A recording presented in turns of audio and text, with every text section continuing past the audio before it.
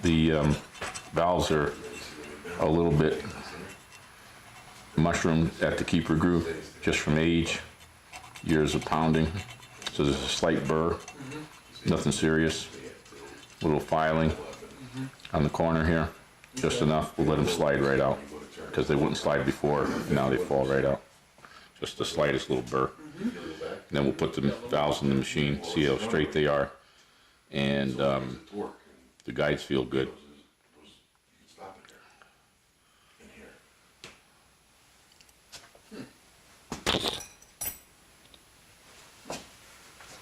Alright, that head is apart. And now we'll go over to the valve grinding machine after I clean the carbon off of this, and then we'll spin them up and see how straight they are. You can edit out that mic, right?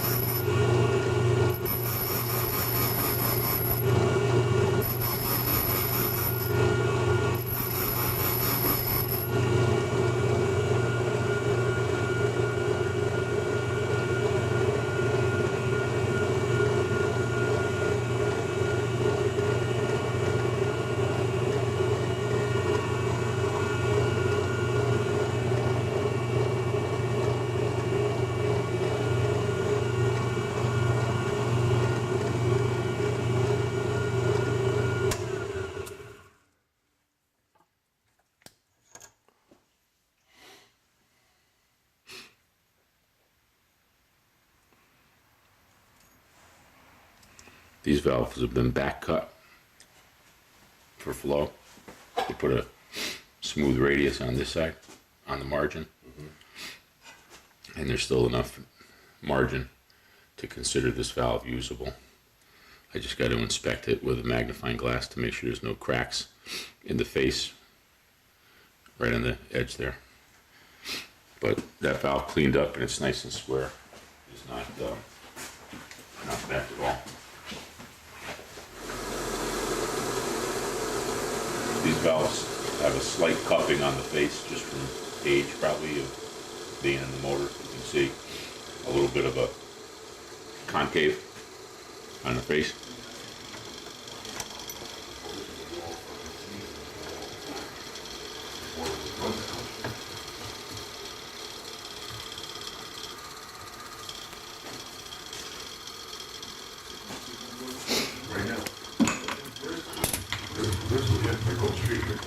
I just need to finish up a couple things with Mark first.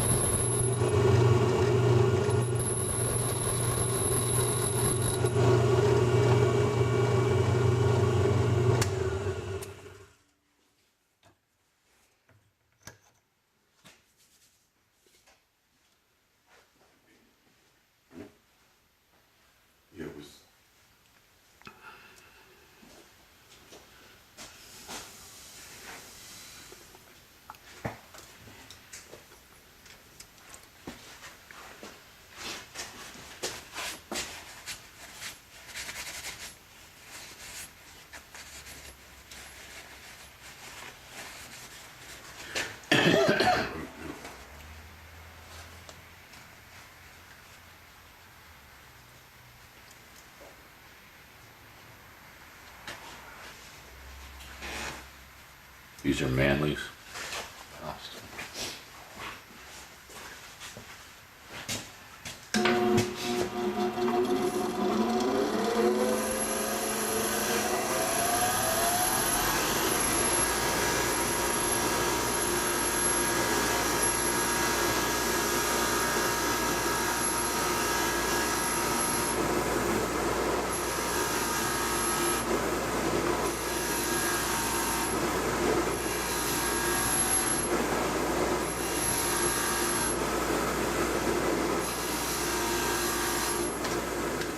There's so much carbon in here, they got more compression because of it.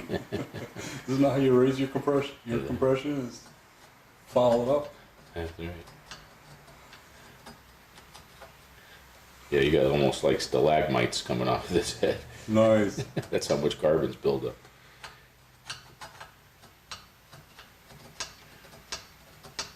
We'll have to restage the spring compression.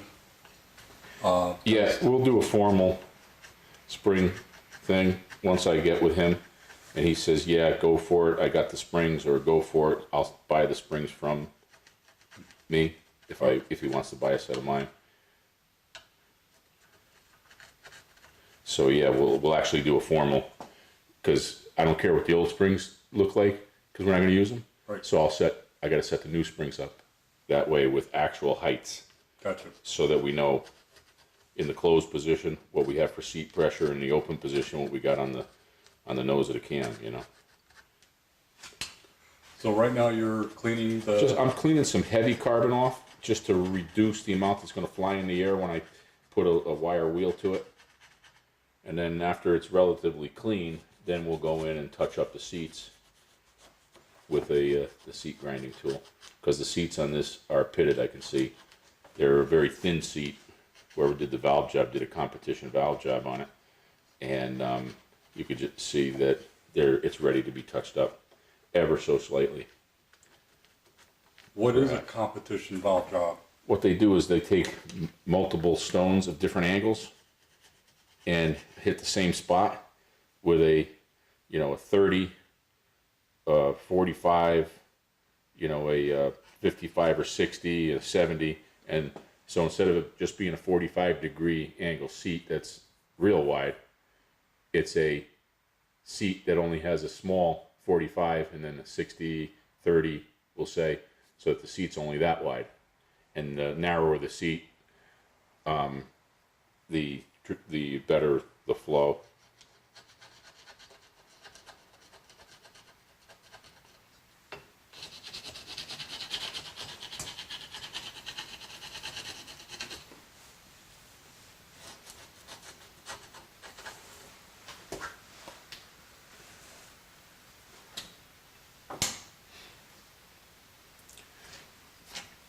Yeah, the exhaust ports are very, very carboned up. They're actually quite full. Doesn't look wet carbon, which doesn't, which indicates the motor wasn't burning oil recently, but it's just dry carbon, probably many years of use.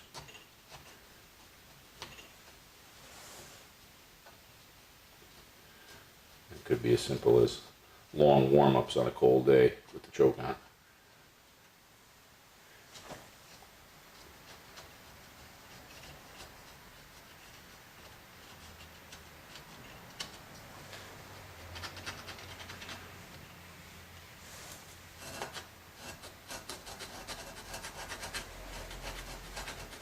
What we'll do is I'm taking the heavy shit out so that when I put it in the bead blaster, I'm not filling the bead blaster with a lot of loose carbon, That's really, because I want to get them very clean so I can see if there's any cracks around the guides. These heads don't look like they've been machined extensively in the valve area, but sometimes when you machine them extensively in the valve area, you cut in order to get clearance for springs, you cut the valve seats down a little bit, and you make them so thin, sometimes it's a weak spot around the guide. And they'll show signs of cracking or burn through. But I don't think we're in that realm. This does not appear to be an extremely you know, exotic cylinder head. It's got some nice work to it though. The intake port and the guides, the way they're machined, look nice. The exhaust guide, I am thinking I'm gonna put a new guide in the exhaust because it looks pretty burned.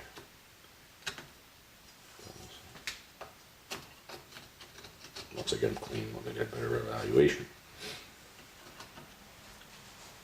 Get it off, and we're gonna set it up in the bead blaster on the other side of the garage.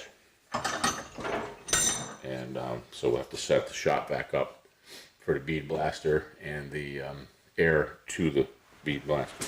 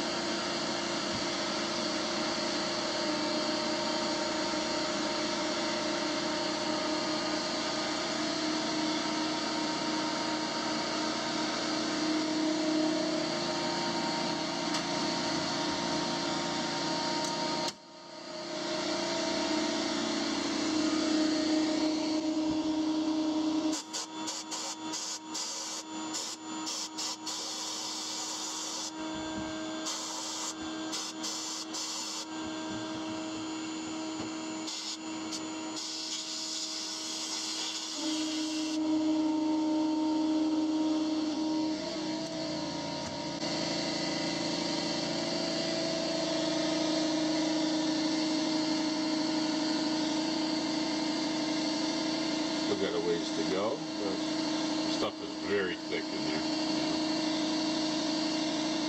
So we're getting it.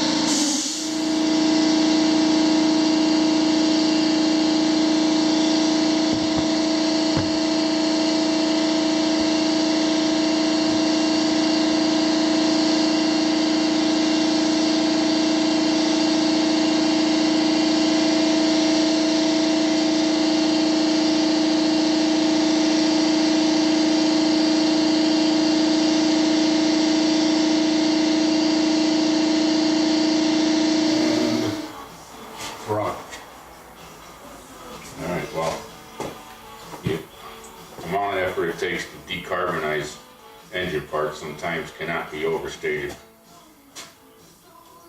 And that's what it looks like cleaned up versus what we started with, which was a mess.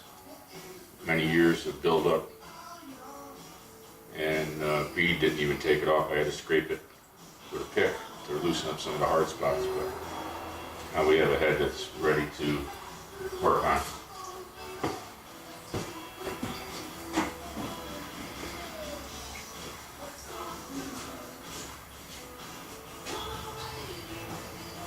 We're on. Okay.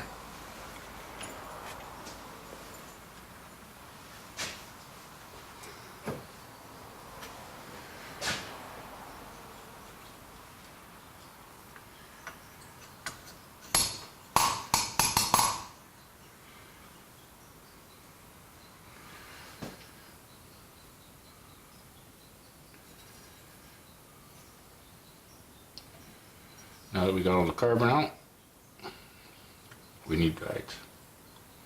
See how much rock there is there? Mhm. With all this shit and buildup, you can get fooled. So now that everything's nice and clean, you can see this got a lot of movement. So we're going to knock these guides out and put a set of guides in. At least on the intake, you see that? Mhm.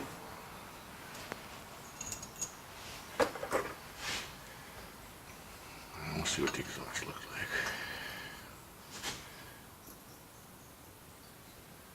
Yep, we'll do both.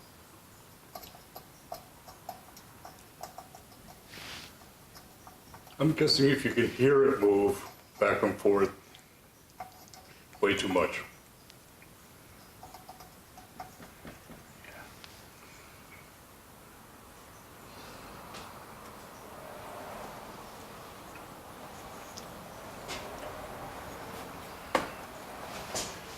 Yes, I think you're right, Mike, on that one. So,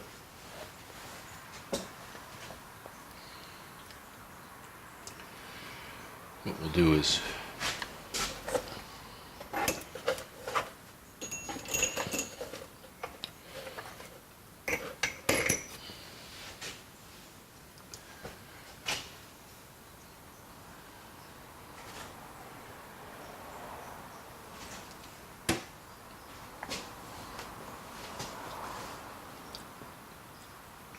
I think what we'll do then is get the other head apart, clean it up real good.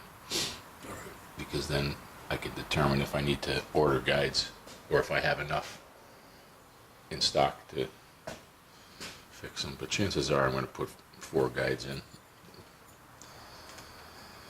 And in doing so, I'm going to take this area inside here where the exhaust guide is dropped into the port quite far. I'm going to take and trim the guides back some and taper them. And you do that by machining? Yeah.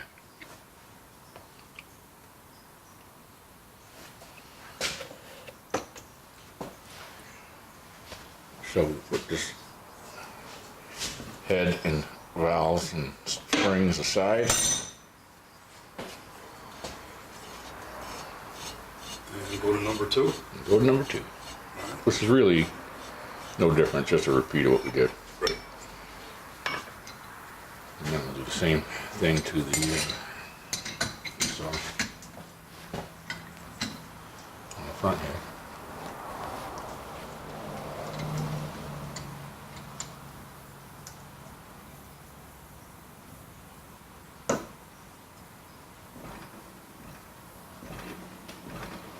This looks to be a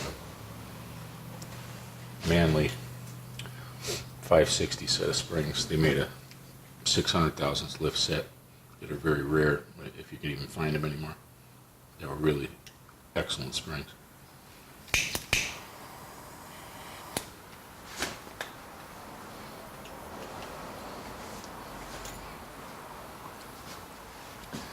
And if I remember correctly, they were listed as producing around 350 pounds, which is about what these are putting out. So they're probably not a bad spring for what they were sold for. They're a little light for what we want. In terms of the seat pressure, we're going to try to attain.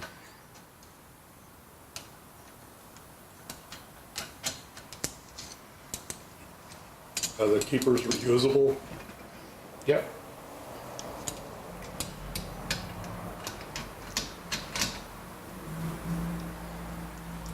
These are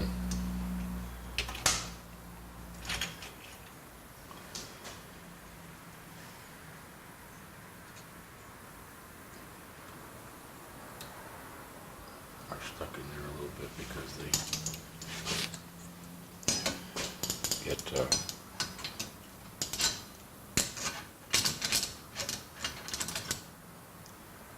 get attached. And when the keeper groove gets a little notched up, it holds them in there a little tighter. Sometimes.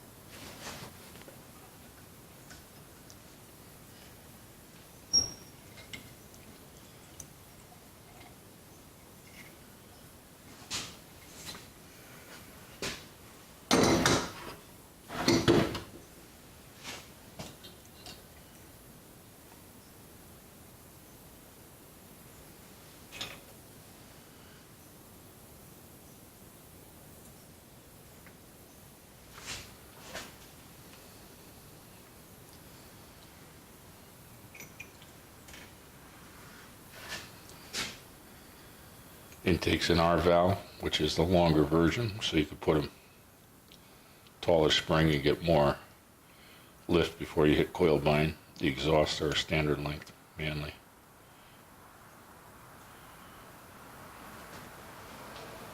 So we'll clean these valves up and I'll repeat the process of facing them and see if we have if we can get a good face on them and leave some margin.